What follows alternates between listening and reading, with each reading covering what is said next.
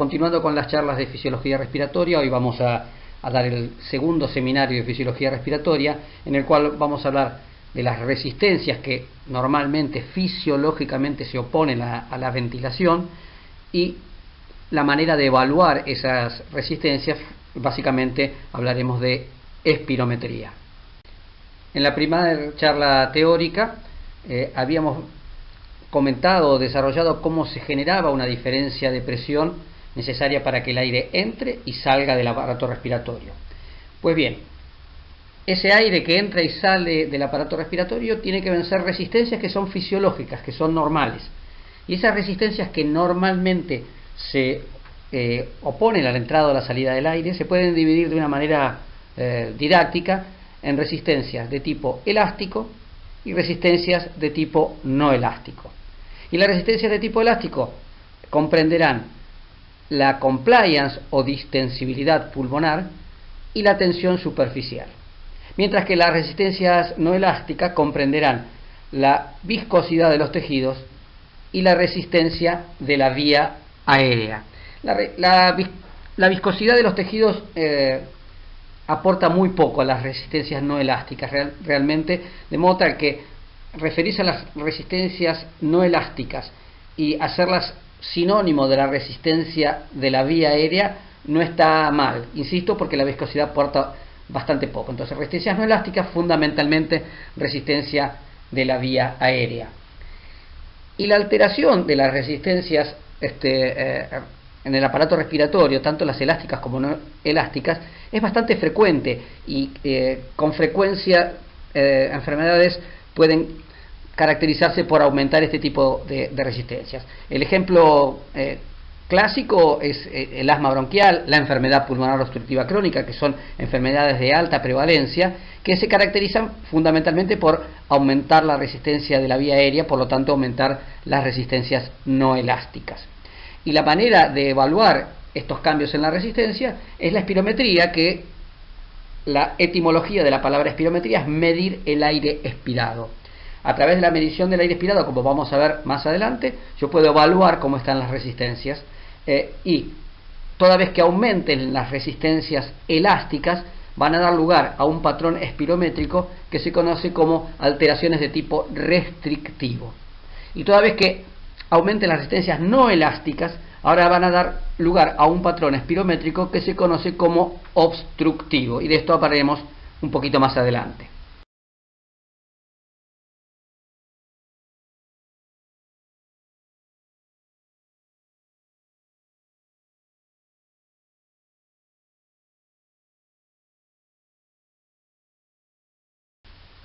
Y la ecuación básica que nos va a guiar a lo largo de toda la charla es la siguiente. Flujo es igual a delta P, o sea, diferencia de presión sobre resistencia, y resistencia será igual a delta P sobre flujo. Toda vez que aumenten las resistencias, sean elásticas o no elásticas, va a haber alguna alteración en el flujo. Y vamos a ver que de alguna manera cualquier aumento en las resistencias o me produce una caída en el flujo o me produce una caída en el volumen. Y uno de los componentes incluidos en las resistencias elásticas era la tensión superficial. ¿Y qué es esto de la tensión superficial? Bueno, la tensión superficial es una propiedad que tienen los líquidos cuando existe una interfaz aire-líquido, que es lo que le permite, por ejemplo, a los mosquitos caminar sobre la superficie del agua sin hundirse. ¿Y esto por qué se produce? ¿Y cuál es entonces la razón de este fenómeno? Fíjense que ahí hay una molécula que está en el seno de la masa líquida, y esa molécula es atraída por las moléculas que la rodean, por la que está por arriba, la por debajo, por delante, por detrás, etc. De modo tal que está atraída por fuerzas que tienen la misma magnitud y sentido opuesto. Por lo tanto, la resultante de fuerza de esa molécula o de esas moléculas que están en el medio de la masa líquida, la resultante es cero. Distinto a lo que sucede en la interfaz aire-líquido, justo en la superficie del aire, que es esa molécula que se ve allí. Esa molécula es atraída, al igual que la del seno de la masa líquida, por todas las moléculas que están alrededor de ella, al lado y por debajo, pero no por las que están arriba, porque las de arriba no son moléculas de agua, sino que son moléculas de aire. Y eso, a diferencia de las moléculas que están en el medio de la masa líquida, ahí sí se genera una resultante, porque las moléculas que están por debajo no están contrarrestadas por fuera por moléculas que estén por encima de ellas, porque las moléculas que están por encima de ellas son de aire. Entonces hay un vector de fuerza, una resultante de fuerza que tira hacia el seno de la masa líquida. Por lo tanto, la tensión superficial tiende a disminuir la superficie entre el aire y el agua, ¿de acuerdo? Entonces tiende a achicar la masa líquida y genera un film sobre la interfaz aire-líquido que permite que, por ejemplo, el mosquito pueda caminar sobre el agua sin hundirse. ¿Y qué tiene que ver entonces la tensión superficial con la fisiología respiratoria? Bueno, el alvéolo tiene aire en su interior, por lo tanto tiene una interfaz aire-líquido. Y el alvéolo es una estructura parecida a una esfera. Y los fenómenos de tensión superficial en las estructuras que se parecen a una esfera son estudiados por la ley de Laplace. Y la ley de Laplace, ustedes recordarán, que dice que la presión es igual al duplo de la tensión e inversamente proporcional al radio. De modo tal que si yo tengo una esfera con un radio chico, esa esfera para una tensión determinada va a tener una presión mayor en su interior. Y si se dieran estos fenómenos de tensión superficial explicados por la ley de Laplace en el aparato respiratorio, la cosa sería complicada. ¿Por qué? Porque fíjense que ahí a la derecha tenemos un alvéolo pequeño y a la izquierda un alvéolo más grande.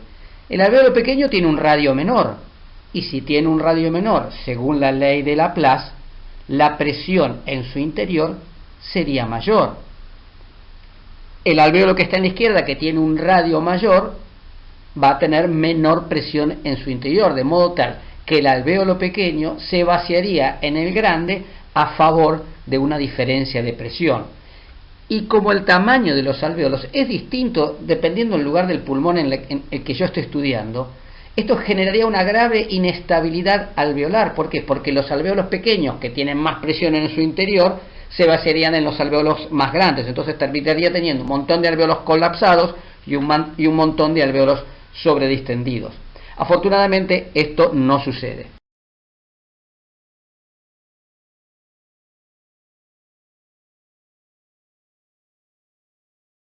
Y no sucede porque dentro de los alvéolos yo tengo una sustancia que es el surfactante. Surfactantes son varios tipos de moléculas: dipalmitoil-lecitina, dipalmitoil-fosfatidilcolina, dipalmitoil-inositol. Bueno, hay varias moléculas de surfactante que son sintetizadas por un tipo de neumonocitos que se llama neumonocitos 2. Y estas sustancias actúan como detergentes, es decir, tienen la propiedad de disminuir los fenómenos de tensión superficial. Disminuyen entonces los fenómenos de tensión superficial. Entonces, ¿qué es lo que pasa ahora en los alvéolos que tienen surfactante? Fíjense, yo acá tengo dos alvéolos, un alvéolo A y un alvéolo B. El alvéolo A tiene un radio menor, y si tiene un radio menor, tendría que tener más presión en su interior. Pero ¿qué es lo que pasa? Fíjense, esos círculos azules que están en los dos alvéolos, en el A y en el B, son las moléculas de surfactante. Claramente en los alvéolos A el surfactante está más concentrado porque el alvéolo es más pequeño. Y si dijimos que el surfactante lo que hace es disminuir los fenómenos de tensión superficial, el alvéolo A tendrá un radio menor, pero al tener más concentrado el surfactante, su tensión superficial también será menor. De modo tal que el alvéolo A yo voy a tener un radio menor, pero también voy a tener menor tensión superficial porque el surfactante está mucho más concentrado que en el B. Si disminuye radio y disminuye tensión superficial, ¿qué pasará con la presión? La presión se mantendrá constante, de modo tal que los alvéolos B, que tienen más radio, tienen un poco más de tensión superficial porque el surfactante está más diluido. Entonces, alvéolos chicos con surfactante más concentrado tienen la misma presión que alvéolos grandes con el surfactante menos concentrado, y esto genera estabilidad alveolar. Pero hay algo que hay que recordar: el surfactante disminuye los fenómenos de tensión superficial, pero no los elimina. Vamos a ver que el surfactante tiene una importancia en la génesis de resistencia elástica.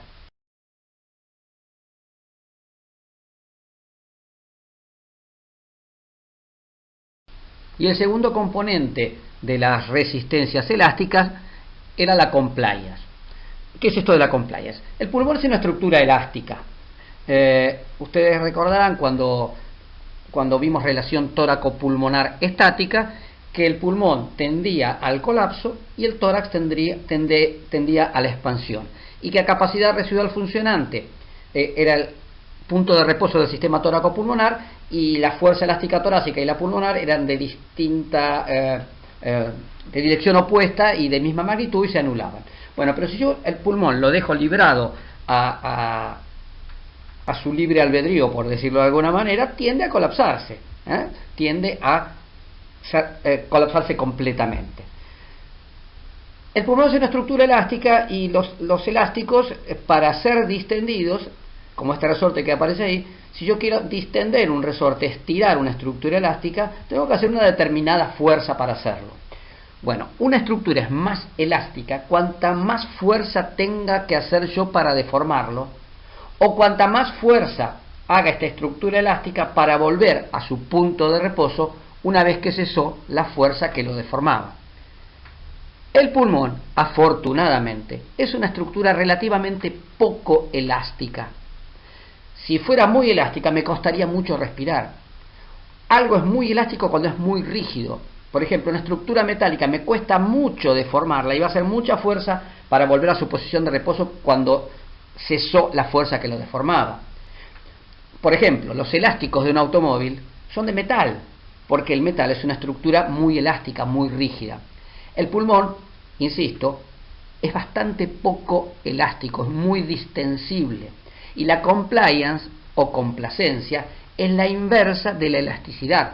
Cuanto más elástico es un cuerpo, tiene menos distensibilidad. Cuanto más elástico es un pulmón, tiene menor compliance. A mí me conviene tener un pulmón que sea poco elástico, porque si no me costaría mucho respirar.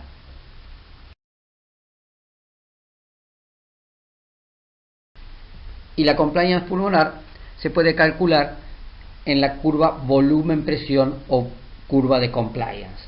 Lo que voy a medir con esta curva es, en ordenada, el volumen pulmonar, y en abscisas la presión necesaria para introducir un volumen de aire al pulmón. Como verán, acá hay dos curvas, una violeta y una roja. La curva violeta es la curva que se grafica cuando yo estoy inflando el pulmón, introduciéndole aire, y fíjense que en el número 1 de la curva violeta yo tengo un cambio de presión bastante importante, y sin embargo no entra nada de volumen al pulmón, o prácticamente nada. Es decir, es un pulmón que se está comportando como una estructura muy poco distensible o muy elástica. ¿Y esto por qué sucede? Porque esa parte de la curva es a muy bajo volumen pulmonar, es un volumen pulmonar que no hallamos en condiciones fisiológicas. Y es un volumen tan bajo que los alvéolos, al tener un pequeño tamaño, se hace muy evidente el fenómeno de tensión superficial. Recordando que el surfactante disminuye los fenómenos de tensión superficial, pero no los elimina. Entonces, a bajo volumen alveolar predominan los fenómenos de tensión superficial y hacen que me cueste mucho distender ese alvéolo. Entonces tengo que hacer una diferencia de presión bastante importante para meter poco volumen, porque son alvéolos que son difíciles de distender. A partir del número 2 y máximo en el número 3, ahí lo que se verifica es que con cambios relativamente bajos de presión yo puedo ingresar un volumen más o menos importante dentro de los pulmones. Y ese es el rango en el que yo trabajo fisiológicamente. Yo en condiciones de respiración tranquila, con pequeños cambios de presión, tengo cambios de volúmenes más o menos importantes. O sea que el pulmón ahí sí está trabajando o comportándose como una estructura bastante complaciente o distensible. Claro que si yo llego a grandes volúmenes pulmonares, y es el número 4 de la curva, como los alvéolos ya están muy distendidos, voy a tener que hacer bastante diferencia de presión para meter volúmenes pequeños, porque ya los alvéolos están distendidos casi en su punto máximo. Y fíjense que la curva roja es distinta a la curva violeta, es decir, cuando yo insuflo el pulmón, lo inflo, la curva volumen-presión va por la violeta, y cuando desinflo el pulmón va por la roja. Y fíjense entonces que la curva roja, para un mismo valor de presión, puede albergar más volumen. ¿Y por qué puede albergar más volumen? Porque ya los alvéolos partían de una situación de mayor distensión. Al estar más distendidos, necesitan menos presión para insuflarse. Y esto es por el fenómeno de tensión superficial. Es decir, la curva de inflación pulmonar va por la curva violeta, que son valores de compliance un poquitín más bajos, y cuando el pulmón ya está inflado se desinfla por la curva roja, que son valores de compliance más altos, es decir, para un mismo valor de presión tienen mayor volumen. Y esta diferencia entre la curva de insuflación y deflación pulmonar se denomina histéresis, y está íntimamente ligada a la tensión superficial. Pero nosotros normalmente respiramos en esta pequeña curva verde que aparece allí. Y esa pequeña curva verde, fíjense que casi no tiene histéresis. ¿Y por qué casi no tiene histéresis? Porque cuando yo respiro, no estoy ni a muy bajo volumen pulmonar ni a muy alto volumen pulmonar. Entonces los fenómenos de tensión superficial son mínimos. Existen, pero son mínimos. Ahora fíjense, acá tenemos una curva volumen-presión, que es la que está en azul, de un pulmón normal, con las características que habíamos discutido recién. Y fíjense que a la izquierda, en color marrón, ocre, aparece un pulmón que yo llené con líquido. Fíjense que cuando yo lleno un pulmón con líquido, con solución fisiológica, por ejemplo, pasan dos cosas. Primero, desaparece la histéresis. Y segundo, es un pulmón más distensible, más complaciente, porque fíjense que para un valor de presión dado, el pulmón de la izquierda puede albergar mucho más volumen, es más distensible. Y esto lo que nos pone de manifiesto es lo siguiente: cuando yo el pulmón lo inflo, en vez de con aire, lo inflo con líquido, desaparece el fenómeno de tensión superficial, porque para ver tensión superficial yo tengo que tener interfaz aire-líquido. Si yo al pulmón ahora lo estoy llenando con líquido, desaparece la interfaz, es todo líquido y desaparece el fenómeno de tensión superficial. Entonces, fíjense que el fenómeno de tensión superficial genera cargas elásticas, porque fíjense que el pulmón llenado con líquido se comporta como mucho más distensible que el pulmón llenado con aire. Es mucho más fácil inflarlo con líquido que con aire, porque desapareció la tensión superficial. Entonces, la tensión superficial hace que el pulmón se comporte con una estructura un poco más elástica, un poco menos distensible, y desaparece la histéresis. Y si yo quisiera poner ahí un pulmón con una distensibilidad alterada, un pulmón con una compliance baja, o sea, un pulmón más rígido, sería esa curva roja que aparece ahí. Y fíjense, ¿por qué yo digo que es un pulmón más rígido? Porque fíjense que para un mismo cambio de presión, mueve mucho menos volumen. Entonces, cuanto más hacia la derecha, más acostado está la curva volumen-presión, quiere decir que el pulmón es más rígido o menos distensible. Y ahora vamos a hablar de resistencia de la vía aérea. Y antes de hablar de resistencia de la vía aérea, tenemos que recordar que en las vías aéreas hay tres tipos de flujo. En el gráfico A es el flujo laminar. El flujo laminar, que se ve en las vías aéreas de menor calibre, es un flujo bien ordenado, donde las capas externas discurren a menor velocidad, porque están teniendo un fenómeno de rozamiento contra las paredes de los bronquios. Las capas más internas van más rápidos, y así sucesivamente hasta la capa central, que es la que discurre más rápidamente.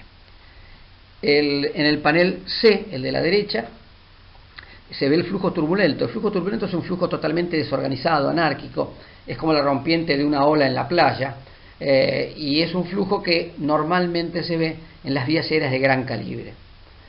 Y en el gráfico de abajo, el B, hay un flujo de tipo transicional, donde se combinan el flujo laminar y el flujo turbulento, y esto se ve en las bifurcaciones de la vía aérea. Y tener flujo laminar o turbulento depende de un número que se llama número de Reynolds. ¿Qué es esto del número de Reynolds? El número de Reynolds va a ser directamente proporcional a la velocidad con que pase el aire, directamente proporcional al diámetro, directamente dependiente de la densidad e inversamente proporcional a la viscosidad. ¿De acuerdo? Como nosotros siempre respiramos aire, no me es demasiado importante la densidad y la viscosidad, porque el aire siempre tiene la misma densidad y la viscosidad. Pero vamos a ver que la velocidad del aire en la vía aérea y el diámetro de la vía aérea sí cambian a lo largo de todo el aparato respiratorio, de todo el árbol bronquial. De modo tal que cuando el número de Reynolds es mayor a 2000, el flujo es turbulento. Cuando el número de Reynolds es menor a 1500, el flujo es laminar. Y entre 1500 y 2000 es intermedio, puede haber flujo parte laminar y parte turbulento.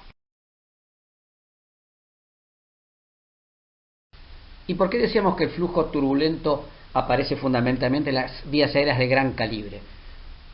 Tiene que ver con el número de Reynolds, que ya vimos que dependía directamente de la velocidad y del diámetro, los factores más importantes, porque la densidad y la viscosidad siempre que respire aire es la misma.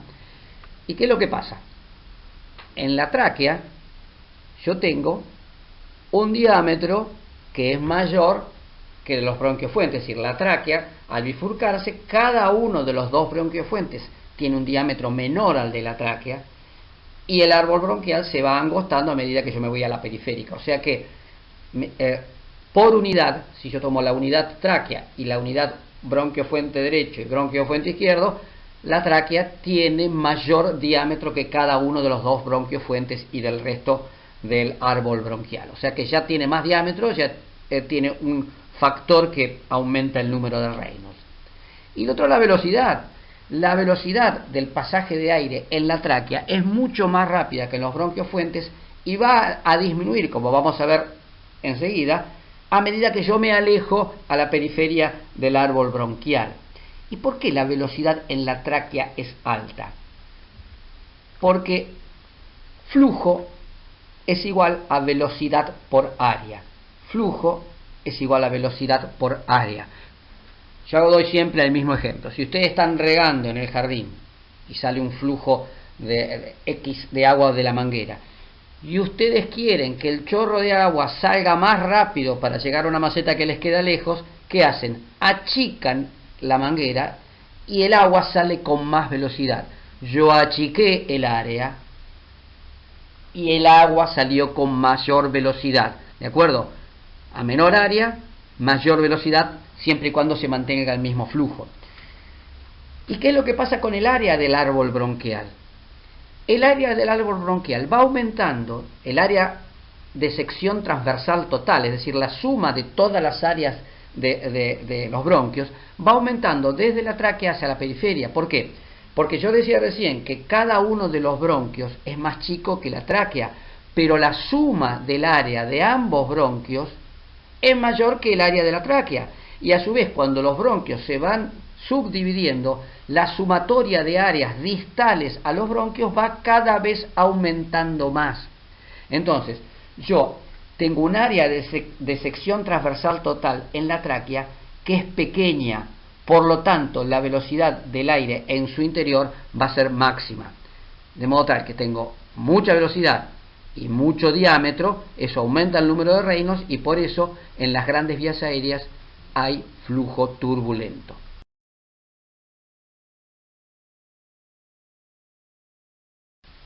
Y esto es lo que mencionábamos recién. Fíjense, en ordenada es la velocidad del aire y en abscisa es el número de generación de la vía aérea. Es decir, yo tengo una velocidad máxima en la tráquea, y a medida que la vía aérea se bifurca y que el área de sección transversal total aumenta, la velocidad disminuye, porque acuérdense que velocidad y área eran inversamente proporcionales para un flujo determinado. Y fíjense que la velocidad es mínima, casi inexistente, cuando yo estoy llegando a la pequeña vía aérea. Entonces, cuando yo llego a la pequeña vía aérea, el área de sección transversal total es enorme y la velocidad del aire en su interior es mínima. Resumiendo, el área de sección transversal total es mínima en la tráquea y a medida que el árbol bronquial se va bifurcando, el área aumenta. Fíjense que en la tráquea el área es entre 2.5 a 5 centímetros cuadrados y en los conductos alveolares, ya cuando estoy cerca de los alvéolos, el área de sección transversal total es de 10.000 centímetros cuadrados. Es decir, aumentó de 5 centímetros cuadrados en la tráquea a 10.000 centímetros cuadrados en los conductos alveolares. Aumenta enormemente el área de sección transversal total y por lo tanto disminuye enormemente la velocidad. En los bronquios terminales desaparece la pared cartilaginosa y el movimiento del gas es por difusión radial. ¿Qué quiere decir esto? El área es tan grande que la velocidad es mínima, prácticamente la velocidad de aire se detiene, es cero, y el aire llega a los alvéolos por difusión radial, es decir, por diferencia de concentración, porque, insisto, es tan grande el área de sección transversal total a nivel de las pequeñas vías aéreas que prácticamente la velocidad cae a cero.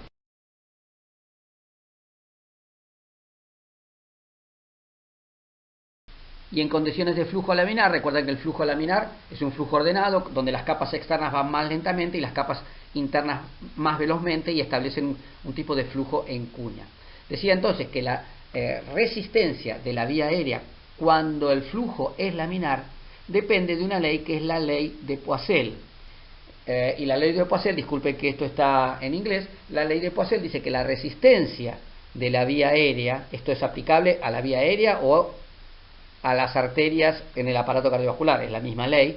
Entonces que la resistencia de la vía aérea tiene que ver con 8 veces la longitud de la vía aérea por la viscosidad y es inversamente proporcional a pi por radio a la cuarta. Pero claro, en el caso de la ley de Poiseuille aplicada al aparato respiratorio, el 8 es una constante, por lo tanto puedo olvidarme que existe.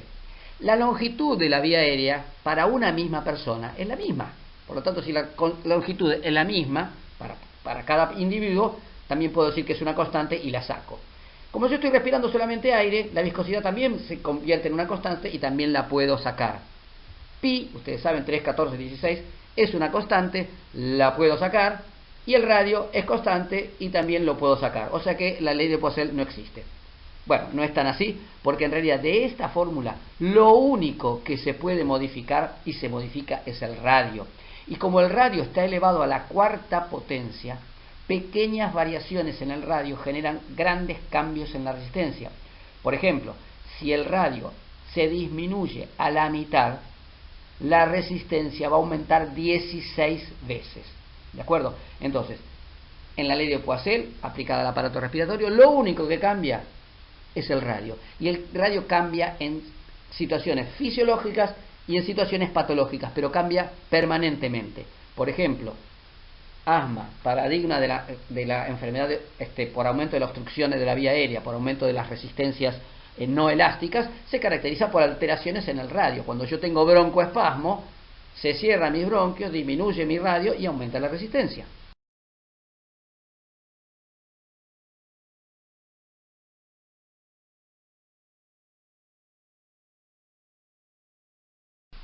Y siendo tan frecuentes las enfermedades que se caracterizan por alterar la resistencia de la vía aérea, el radio de la vía aérea, ¿se puede medir la resistencia? Sí, se puede medir, pero en general, no quiere decir que la resistencia no se pueda medir, pero en general lo que se miden son las variaciones en el flujo aéreo. Si yo recuerdo que flujo es igual a diferencia de presión sobre resistencia, si yo siempre mantengo la misma diferencia de presión y me cae el flujo, la única razón por la cual me pudo haber caído el flujo, si la diferencia de presión es constante, es porque haya aumentado la resistencia. Entonces, cuando yo estudio las enfermedades que alteran la resistencia de la vía aérea, puedo medir directamente la resistencia, pero esto implica uso de aparatos mucho más costosos y complejos. Entonces, en general, lo que se hace es medir el flujo, y si el flujo cae, es porque aumentó la resistencia. Y para eso se usan aparatos que se denominan espirómetros. Este que aparece en esta imagen es un espirómetro muy antiguo, ya es una pieza de museo, pero fueron los primeros espirómetros con los cuales se hicieron espirometrías.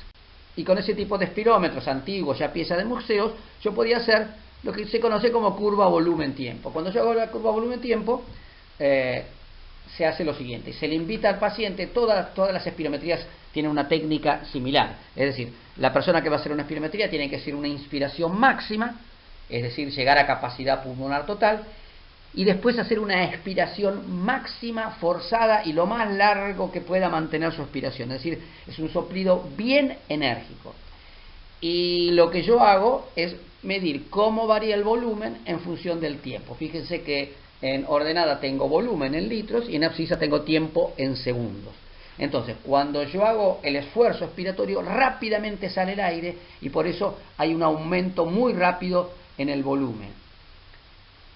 El volumen final que yo voy a expirar es la capacidad vital. Recuerdan que en el primer teórico decíamos que la capacidad vital es el máximo volumen que yo puedo mover en un movimiento respiratorio. Si yo hago una inspiración máxima y llego a capacidad pulmonar total y después hago una expiración máxima y forzada y termino en volumen residual, el volumen de aire que yo soplé es la capacidad vital, ¿de acuerdo?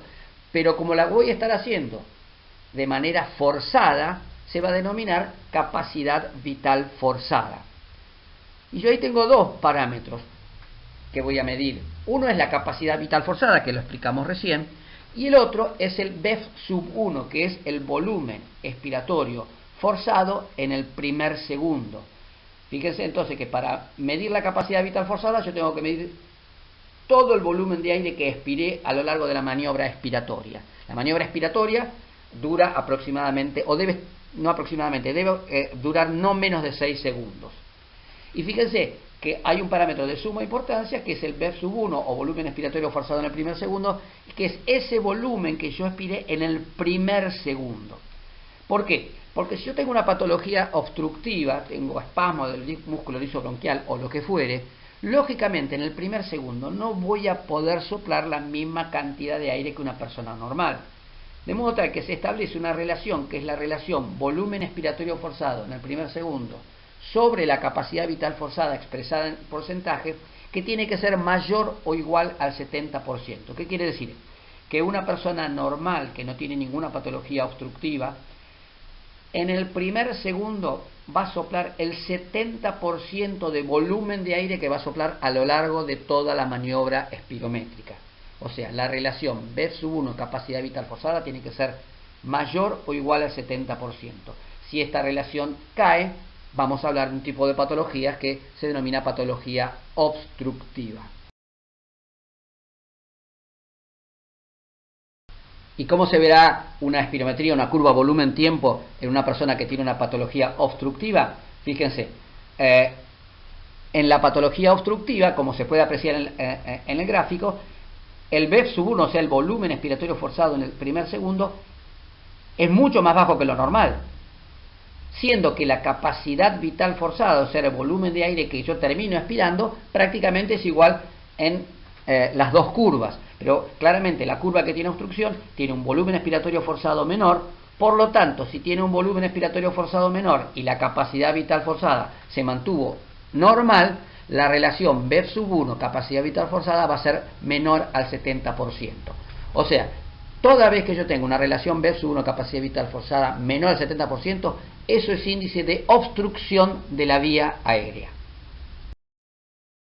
Y habíamos visto al principio de la charla que aparte de haber alteraciones de tipo obstructivo, había alteraciones de tipo restrictivo cuando se alteraban las resistencias elásticas. Y acá tenemos un ejemplo de patología restrictiva. Fíjense que la curva de abajo, que es la más pequeñita, es una patología restrictiva con menor volumen pulmonar. Fíjense que en la patología restrictiva cae la capacidad vital forzada.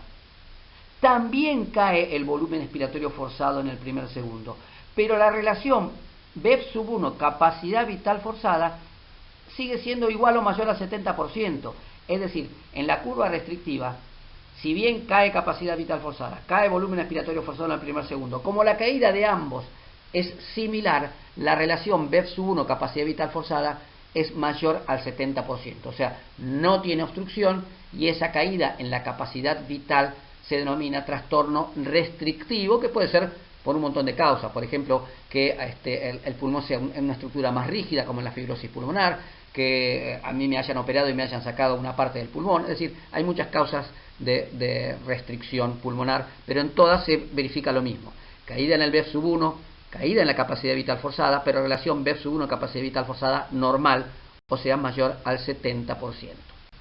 Y así como les mostraba una imagen de un espirómetro que se hace una pieza de museo, no se usa más, estos son los espirómetros computarizados, que son los que se usan actualmente. Y con este tipo de espirómetros no solo se puede hacer la curva volumen-tiempo, sino también se puede hacer la curva flujo-volumen. Y esta es entonces una curva flujo-volumen que se puede hacer con los aparatos computarizados que vimos recién. La curva flujo-volumen, a diferencia de la curva volumen-tiempo, analiza la expiración forzada igual, pero en vez de analizarla en función de los cambios de volumen en función del tiempo, lo que hace es ver cambios de flujo en función de volumen. Fíjense que en la ordenada yo tengo flujo expresado en litros por segundo, y en abscisa tengo volumen. Y se pueden medir cosas similares a la volumen-tiempo, algunas distintas, pero fíjense, voy a poder medir la capacidad vital forzada. ¿Por qué? Porque tengo la capacidad vital forzada, es una medida de volumen, y yo la voy a medir desde que empiezo la expiración hasta que termino la expiración. Yo empiezo la expiración en 0 y la termino en 3 litros y un poquito más. Entonces, en la abscisa, que es volumen, desde que comienza hasta que termina la expiración, yo mido la capacidad vital forzada. A diferencia de la curva volumen-tiempo, acá yo puedo medir flujos, porque estoy midiendo flujo en función de volumen.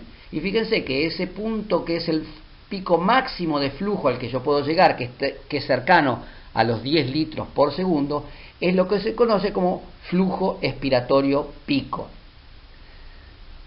Ahora bien, ¿de dónde saco acá el volumen expiratorio forzado en el primer segundo? ¿Puedo averiguar el volumen expiratorio forzado en la curva flujo-volumen? En realidad no, porque para averiguar el volumen expiratorio forzado en el primer segundo yo debería saber dónde está el primer segundo, y acá no tengo el parámetro tiempo. Entonces los espirómetros computarizados, como aparte de ser curva flujo-volumen, hace también curva volumen-tiempo, averiguan el volumen expiratorio forzado en el primer segundo de la curva volumen-tiempo. ¿Y dónde está la curva volumen-tiempo? Y la curva volumen-tiempo está ahí, arriba a la izquierda. La diferencia es que de la curva volumen-tiempo que nosotros vimos en los gráficos anteriores, esta curva volumen-tiempo fue rotada a favor de las agujas del reloj 90 grados, quedó acostada. Entonces, de la curva flujo-volumen yo obtengo la capacidad vital forzada, obtengo el flujo expiratorio pico, y de la curva volumen-tiempo obtengo el volumen expiratorio forzado en el primer segundo. Y a diferencia de la curva volumen-tiempo, que analizaba solo flujos y volúmenes expiratorios, la curva flujo-volumen analiza flujos no solo expiratorios, que son los que se ven en la parte superior, sino flujos inspiratorios, que son los que se ve en la parte inferior. Ahora bien, hay que recordar algo. Habrán visto que en la charla pasada y en esta yo no di valores normales espirométricos, así como se dice la descarga sistólica de 70 mililitros, la frecuencia cardíaca, etcétera. Yo acá no di volúmenes normales. ¿Por qué? Porque los volúmenes en el aparato respiratorio dependen de 5 variables biológicas, que son edad, sexo, talla, peso y raza, de las cuales las 3 primeras son las más importantes: edad, sexo y talla. ¿De acuerdo? Peso y raza tienen menor relevancia. Entonces, cuando yo voy a hacer una espirometría, tengo que saber cuáles van a ser los parámetros teóricos normales de un paciente, y para eso le ingreso los 5 datos que yo mencioné precedentemente. Y este software pone los valores normales para ese paciente, de acuerdo a los datos biológicos que yo cargué, los pone en puntos verdes. Por lo tanto, fíjense que esta curva flujo-volumen pasa por alguno de los puntos verdes, en algunos puntos verdes está por arriba, como el flujo expiratorio pico, y en algunos puntos está un poquito por debajo, como en la capacidad vital forzada. Y vamos a ver ahora numéricamente cómo se ve esto. Bueno, los espirómetros computarizados dan un montón de valores, de los cuales nos vamos a quedar solo con algunos. Fíjense el primer valor, que es FVC, que es la capacidad vital forzada, es la sigla en inglés, que en este caso esta persona tiene una capacidad vital forzada de 3 litros 34. lo que hace un 86% del teórico. Tiene un volumen expiratorio forzado en el primer segundo, la sigla en inglés es FEV, y no BEF como en nuestro idioma. El volumen expiratorio forzado en el primer segundo para esta persona de 2 litros 78 es casi un 89% de lo que debería tener. La relación BEF sub 1 capacidad vital forzada, que fíjense que es del 85%, lo normal es que esta relación fuera más del 70%. Y el flujo expiratorio pico, que es de 9 litros 93, 122% del teórico. Fíjense que en algunas partes se llega al 100%, en otras se supera el 100% y otras está un poquito por debajo, 86% en uno de los valores, 88% en uno de los valores. Como los valores espirométricos, la normalidad de los datos depende de 2 desvíos estándar de la media, estos valores, por más que no llegan al 100%, se consideran que son una curva flujo-volumen normal. Y es mejor que sea así porque es mi curva flujo-volumen.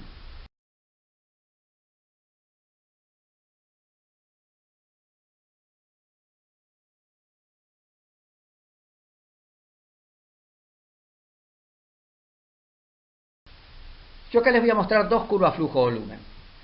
La primera verde, fíjense que pasa prácticamente por los puntitos, circulitos verdes, que son los valores teóricos, y una azul, que es bastante diferente porque el flujo expiratorio pico es mucho menor, los flujos inspiratorios también son un poco menores. Y estas 2 curvas flujo-volumen pertenecen a la misma persona y pasó entre la primera, la azul, vamos a decir la azul como la primera, y la verde pasaron 5 segundos. ¿Qué es lo que pasó? ¿Qué pudo haber cambiado en 5 segundos? En realidad no cambió nada. Lo que pasó es que la primer curva flujo-volumen, es decir, la azul, fue hecha con poco esfuerzo expiratorio, y la curva verde, la persona entendió bien la maniobra y la hizo con un máximo esfuerzo expiratorio. ¿Y por qué traigo estas 2 curvas? Porque fíjense que si bien la primera curva, la azul, está hecha con poco esfuerzo y la segunda, la verde, está hecha con máximo esfuerzo, hay un lugar de la curva donde los flujos se superponen perfectamente. Y eso tiene que ver porque la curva flujo-volumen tiene una parte inicial que se denomina esfuerzo dependiente, que coincide más o menos con la inscripción del flujo expiratorio pico, y tiene una fase más allá del flujo expiratorio pico que se considera esfuerzo independiente. Y fíjense que es así, porque fíjense, en esa zona donde los flujos se superponen, pese que la curva azul fue hecha con poco esfuerzo y la curva verde fue hecha con máximo esfuerzo, los flujos son iguales. ¿Por qué? Porque caen en la parte esfuerzo independiente de la curva. Por más que yo sople más fuerte o menos fuerte, los flujos están inmutables, están iguales.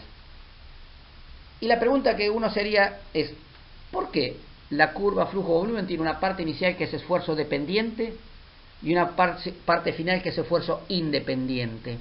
Esa sería una pregunta. Y la otra, ¿por qué la curva flujo-volumen tiene una morfología en la parte expiratoria que es totalmente distinta a la parte inspiratoria? Fíjense que la parte expiratoria parece un triángulo y la parte inspiratoria parece un semicírculo. ¿Por qué no son estructuras iguales, especulares? Esto tiene que ver con un fenómeno que vamos a analizar ahora, que es el de la compresión dinámica de la vía aérea. ¿Y qué es esto de la compresión dinámica de la vía aérea? Ustedes recuerdan que mi presión intrapleural es subatmosférica, es más o menos menos 5 centímetros de agua, y yo les voy a proponer acá un ejemplo. Supongamos que yo hago una inspiración máxima y llego a capacidad pulmonar total, y aguanto el aire.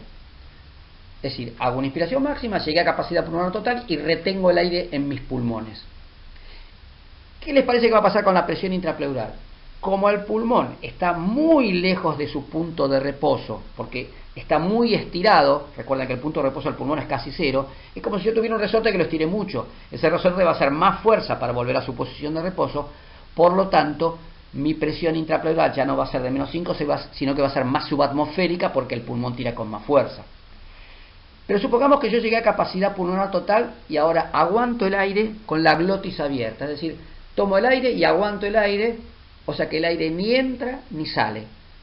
Si el aire ni entra ni sale, quiere decir que mi presión adentro de los alvéolos, que es la PIA, presión intraalveolar, va a ser igual que la externa, porque si la presión dentro del alvéolo fuera subatmosférica el aire entraría, si fuera supratmosférica el aire saldría. Pero entonces, en una circunstancia en la que yo llego a capacidad pulmonar total y aguanto el aire a glotis abierto, mi presión intrapleural va a ser mucho más negativa que menos 5, porque el pulmón está muy lejos de su posición de reposo, y mi presión intraalveolar, en la medida que no haya flujo aéreo, va a ser igual que el exterior, o sea, 0.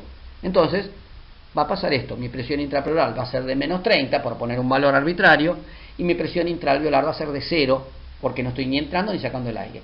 Ahora sí, bien, si yo en este punto hago una expiración máxima y forzada, por acción de mis músculos expiratorios, fundamentalmente la prensa abdominal, voy a empujar el pulmón y mi presión intrapleural, que era subatmosférica, se va a hacer supraatmosférica, porque estoy apretando la caja torácica, estoy apretando la prensa abdominal y hago que mi presión intrapleural se haga supraatmosférica. Y supongamos, por poner un ejemplo arbitrario, que mi presión intrapleural se va de menos 30 a más 30. Si mi presión intrapleural se fue de menos 30 a más 30, ¿qué va a pasar con la presión intraalveolar? Bueno, va a pasar lo mismo que en la intrapleural, es decir, va a tener el mismo cambio de presión que la que tuvo la intrapleural. ¿Y cuál fue el cambio de presión en la intrapleural si se fue de menos 30 a más 30? El cambio de presión fue de 60 centímetros de agua. ¿Por qué? Porque para irme de menos 30 a 0 empleé 30 y para ir de 0 a 30 otros 30 más. Es decir, si el cambio de presión para irme de menos 30 a más 30 es de 60, el cambio en el alvéolo también va a ser de 60. Entonces, cuando yo soplo, mi presión intrapleural, si se va a 30, hará que mi presión intraalveolar se vaya a más 60. Es decir, fíjense que ahora yo tengo una diferencia de presión entre el alvéolo y la presión externa, que yo considero 0, de más 60 centímetros de agua. Tengo una delta P de más 60. Ahora bien, esa presión que yo tenía en el alvéolo de más 60 se va a ir perdiendo. ¿Por qué? Porque la vía aérea tiene resistencia que es fisiológica, que es normal. Por lo tanto, yo para ir venciendo esa resistencia fisiológica normal, hago que mi presión en la vía aérea empiece a caer. Entonces de 60, que es a la salida del alvéolo, bajará a 59, 58, 57 y sigue bajando a medida que yo avanzo en la vía aérea y me acerco a la boca. Mientras que la presión intrapleural se mantiene más o menos constante, esos menos 30 no varían demasiado.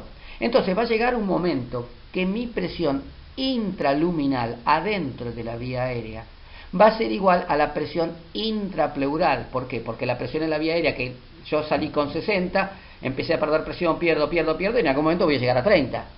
Ese punto donde se igualan la presión intraluminal y la presión intrapleural se denomina punto de igual presión, P y P en el gráfico. De modo tal que a partir del punto de igual presión, la presión dentro de la vía aérea es menor que la presión fuera de la vía aérea, en la pleura. Si la presión es mayor afuera que adentro, ¿qué pasa con la vía aérea? Y se cierra. En realidad no se cierra del todo. ¿Por qué? Porque la vía aérea tiene, a esa altura, yo estoy cerca de la boca, estoy en la tráquea, es una vía aérea que es grande, con mucho sostén cartilaginoso, entonces que es difícil deformable. Igual se cierra. Entonces, todo lo que va más allá del punto de igual presión, que está sombreado con gris, es una zona que sufre compresión dinámica de la vía aérea y que disminuye el radio.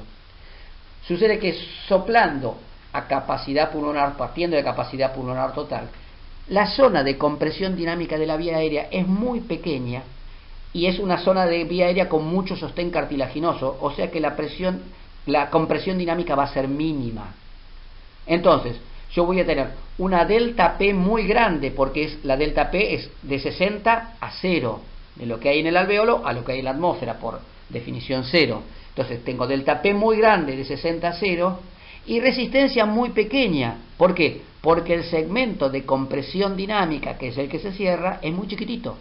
Si yo tengo mucha delta P y poca resistencia, porque tengo poca compresión dinámica, mucha delta P, poca resistencia, ¿cómo sería el flujo? Máximo, porque flujo es igual a delta P sobre R. Mucha delta P, poca R, mucho flujo. Y esa es la razón por la cual cuando yo soplo a capacidad pulmonar total, obtengo los valores de flujo más altos que puedo, y es el flujo expiratorio pico. Por eso el flujo expiratorio pico se da cuando yo soplo a capacidad pulmonar total y no en otras circunstancias. Porque a capacidad pulmonar total yo tengo la mayor delta P y la menor resistencia porque tengo poca compresión dinámica. Y por eso ustedes cuando festejan el cumpleaños, antes de soplar la vela de torta, ¿qué hacen? Sin saber de esta cosa de la compresión dinámica, instintivamente toman mucho aire y soplan partiendo de pulmones llenos, porque ustedes saben que empíricamente así es donde mayor flujo van a obtener. Bueno, ahora saben que el mayor flujo lo obtienen porque a capacidad pulmonar total tengo mucha delta P y poca compresión dinámica. Distinto es lo que pasa si yo estoy a capacidad residual funcionante. Si yo estoy a capacidad residual funcionante, es el punto de reposo del sistema tóraco-pulmonar, y dijimos que la presión intrapleural era en promedio menos 5 centímetros de agua. Si yo llegué a capacidad residual funcionante, hice una expiración tranquila, y ya no estoy respirando, el aire ni sale ni entra, mi presión intraalveolar va a ser igual que la externa, o sea, de 0. Ahora, si yo en este punto hago una expiración máxima y forzada, ¿qué es lo que va a pasar? Pongamos un ejemplo similar al anterior. Me voy a ir de menos 5 a más 30 centímetros de agua en la pleura. Si me fui de menos 5 a más 30 en la pleura, ¿qué cambio de presión voy a tener en el alvéolo? Pues el mismo. Y el cambio de presión en la pleura para ir de menos 5 a más 30 fue de más 35, entonces en el alvéolo también va a ser de más 35. Es decir, yo ahora tengo una delta P que no es de 60 a 0, sino que es de 35 a 0. Y acá pasa lo mismo, es decir, para vencer la resistencia fisiológica de la vía aérea yo pierdo presión. Lo que pasa es que ahora ya no parto de 60, sino que parto de 35, 34, 33, 32, 31, 30. El punto de igual presión lo encuentro rápidamente en vías aéreas que están cercanas al alvéolo, que son vías aéreas mucho más estrechas, mucho más pequeñas, con mucho menos sostén cartilaginoso. Entonces, la zona grisada, que es la zona de compresión dinámica de la vía aérea, es mucho más grande y asienta sobre estructuras bronquiales con mucho menor sostén cartilaginoso. Entonces la compresión dinámica se hace mucho más evidente. Si hay mucha compresión dinámica, disminuye mucho el radio y aumenta mucho la resistencia. Entonces, en este punto voy a tener poca delta P de 35 a 0, antes era a capacidad pulmonar de 60 a 0, y tengo mucha resistencia porque tengo mucha compresión dinámica. Entonces, ¿cómo van a ser acá los flujos a capacidad residual funcionante? Y mucho menores, porque tengo poca delta P y mucha resistencia, mucha compresión dinámica. Por supuesto, estos son dos fotografías y el fenómeno es dinámico. Cuando yo empiezo a soplar a capacidad pulmonar total, me empiezo a desinflar y ese punto de igual presión que yo tenía cerca de la boca, cerca de vías aéreas muy grandes, se desplaza rápidamente hacia vías aéreas más pequeñas. O sea que cada vez, a medida que yo me desinflo, tengo menos delta P y más compresión dinámica, o sea, más resistencia. Y esa es la razón por la cual yo, partiendo de capacidad pulmonar total, llego al flujo máximo, que es el flujo expiratorio pico, que es la condición en la cual tengo mucha delta P y poca compresión dinámica.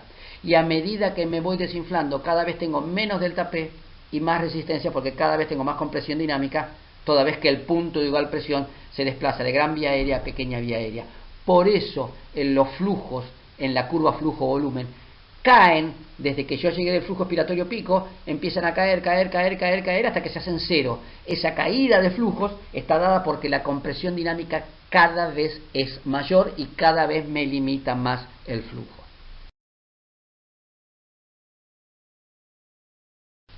Y así como vimos cómo se modificaba la curva volumen-tiempo en la patología obstructiva, vamos a ver cómo se modifica la curva flujo-volumen en la patología obstructiva. Recuerden que en esos circulitos verdes son los valores teóricos que tendría que tener esta persona. Fíjense que ya de movida el flujo expiratorio pico está bajo. Tendría que ser cercano a los 6 litros por segundo y no llega a los 4 litros por segundo. Y todos los flujos que le siguen al flujo expiratorio pico, que son los puntitos verdes, todos están por debajo. O sea que tiene alteración de los flujos expiratorios. Pero ¿cómo está la capacidad vital forzada? Y la capacidad vital forzada está normal, porque fíjense que la curva flujo-volumen expiratoria termina coincidiendo con el puntito verde, que es el valor teórico para esta persona. Pero claro, para analizar la curva o la patología de este paciente tenemos que ver los valores. Y fíjense, esta persona tiene la capacidad vital forzada, vimos que era normal. Fíjense que tiene una capacidad vital forzada de 2,55 litros, lo que supone un 102% del teórico, está perfectamente normal. Pero ¿qué pasa con el volumen expiratorio forzado en el primer segundo? Insisto que no lo sacamos de esta curva, sino de la curva volumen-tiempo. El volumen expiratorio forzado en el primer segundo es de 1,17 litros, o sea, 56% del teórico, ahí sí que está bajo. Y la relación volumen expiratorio forzado, capacidad vital forzada, que debería ser mayor al 70%, es de 45%. Entonces, si yo tengo una relación BEP sub 1, capacidad vital forzada baja, eso ya es obstrucción. O sea que esta es una curva obstructiva y claramente se ve que están todos los flujos expiratorios bajos, incluyendo el flujo expiratorio pico. Fíjese que el flujo expiratorio pico es de 3,91, lo que supone un 69% del teórico. Entonces, curva flujo-volumen en patología obstructiva.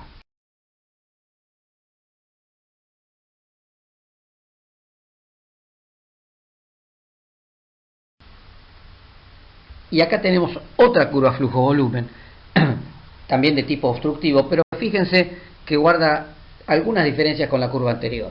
Nuevamente, el flujo expiratorio pico está muy bajo, tendría que ser casi de 6 litros por segundo y no llega a 2 litros por segundo. Todos los flujos instantáneos teóricos que pasan por los circulitos verdes están todos muy disminuidos, pero a diferencia de la anterior curva, fíjense que la capacidad vital forzada está disminuida.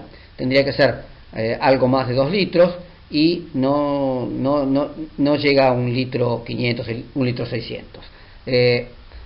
Vamos a verlo numéricamente.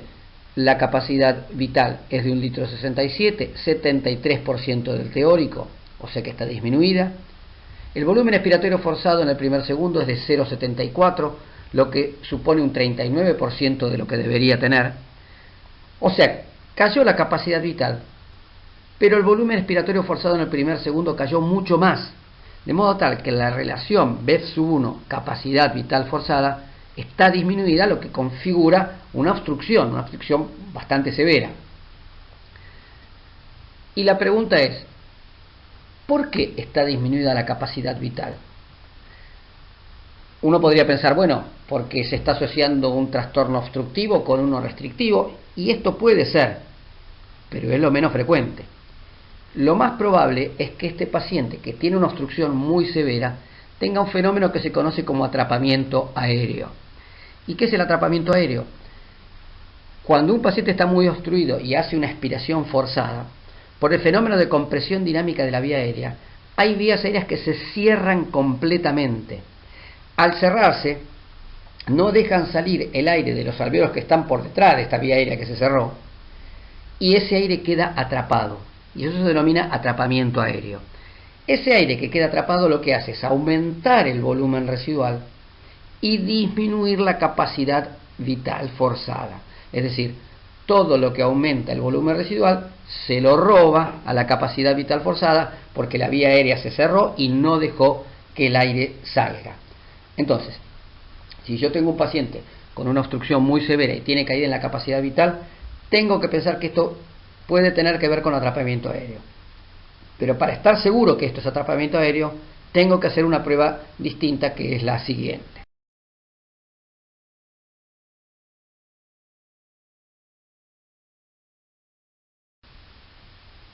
Y aquí tenemos otra curva bien obstructiva. Fíjense, el gráfico de la izquierda, el flujo expiratorio pico está disminuido, todos los flujos instantáneos están tremendamente disminuidos. Fíjense que desde el flujo expiratorio pico la curva cae rápidamente y se hace bien cóncava, y nuevamente no alcanza a la capacidad vital teórica para este paciente.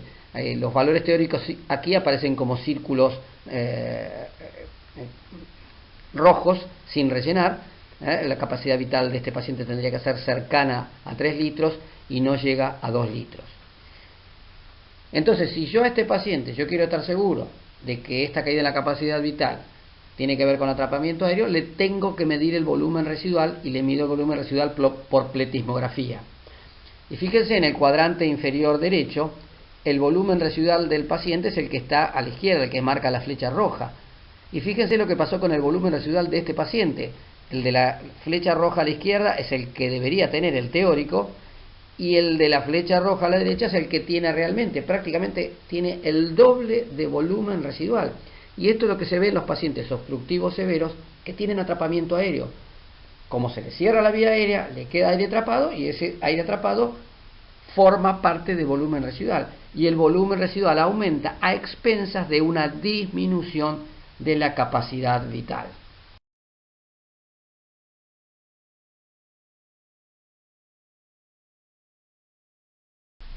Bueno, y este es el mismo caso que recién, pero vamos a ver en números cómo está esto. Fíjense, disculpen que esto está en inglés, pero bueno, es así el software de este aparato. Fíjense, esta persona tiene un volumen residual que debería ser de 2 litros 10 y es de 4 litros 17, es decir, prácticamente duplicó su volumen residual, ¿de acuerdo? Y también, lógico, aumentó la capacidad pulmonar total, que es la TLC que aparece ahí, que debería ser de 4 litros 84 y es de 6 litros 07, aumentó un 25%. Bueno, esto es lo que se ve en los pacientes que tienen obstrucción grave y atrapamiento aéreo. Tienen un volumen expiratorio forzado en el primer segundo bajo, una capacidad vital forzada baja, pero no tan baja como el volumen expiratorio forzado, de modo tal que la relación entre ambas da siempre menor al 70% y un volumen residual muy alto. Y acá tenemos otra curva flujo-volumen que tiene algunas características diferentes. Fíjense que esta curva flujo-volumen tiene una capacidad vital forzada baja, tendría que tener una capacidad vital cercana a 5 litros y este paciente tiene una capacidad vital de 3 litros. Fíjense que el flujo expiratorio pico no está mal, no está tan disminuido como en la patología obstructiva, tendría que ser un poquito más de 9 litros por segundo y es alrededor de 8 litros por segundo, o sea que no está demasiado disminuido. Y fíjense que la caída de los flujos desde el flujo expiratorio pico hasta que termina la expiración es bien rectilínea, que no tiene esa forma cóncava que era tan característica de la patología obstructiva.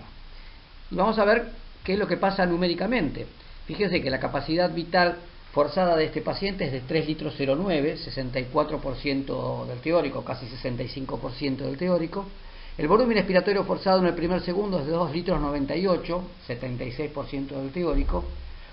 O sea que fíjense que cayó capacidad vital, cayó volumen expiratorio forzado en el primer segundo, pero el volumen expiratorio forzado en el primer segundo incluso cayó un poquito menos que la capacidad vital, con lo cual la relación BEF/1 capacidad vital forzada es mayor a 70, o sea que este paciente no tiene obstrucción.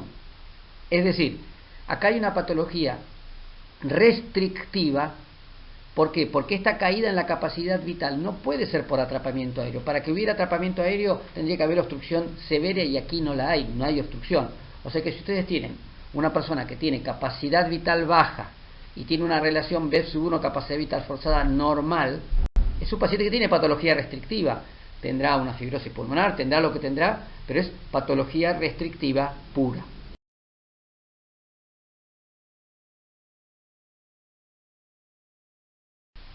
Y acá tenemos una curva flujo-volumen que no se ve con demasiada frecuencia, pero fíjense qué característica particular que tiene. Es una curva que es prácticamente un rectángulo, es decir, tiene amputación de los flujos expiratorios e inspiratorios. Fíjense que no existe el flujo expiratorio pico, los flujos expiratorios son bastante parejos, están alrededor de 1,5 litros por segundo y durante todo el ciclo expiratorio se mantienen en ese nivel, y los flujos inspiratorios también son bien amesetados.